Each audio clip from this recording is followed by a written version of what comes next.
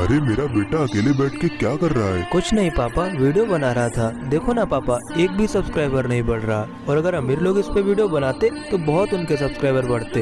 तो बेटा तेरे क्यों नहीं बढ़ रहे? क्योंकि पापा मैं उनके जैसे